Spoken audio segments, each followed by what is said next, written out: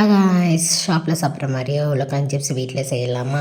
இதுக்கு நல்லா நம்ம கிட்ட வச்சு நல்லா ரோல் பண்ணி கட் பண்ணி ஒரு உருளைக்கிழங்க 2-3 எடுத்து நல்லா ஸ்லைஸ் பண்ணி வச்சுக்கோங்க. கொஞ்சம் அரிசி மாவு, கொஞ்சம் மைதா மாவு, கொஞ்சம் கார்ன்ஃப்ளவரு, அண்ட் தென் மிளகுத்தூள், கொஞ்சம் பெப்பரு, கொஞ்சம் உப்பு இதெல்லாம் ஆட் பண்ணி நல்லா வாட்டர் கன்சிஸ்டன்சி தேவையான அளவு ஊற்றி நல்லா கன்சிஸ்டன்சியாக நல்லா மிக்ஸ் பண்ணிக்கோங்க.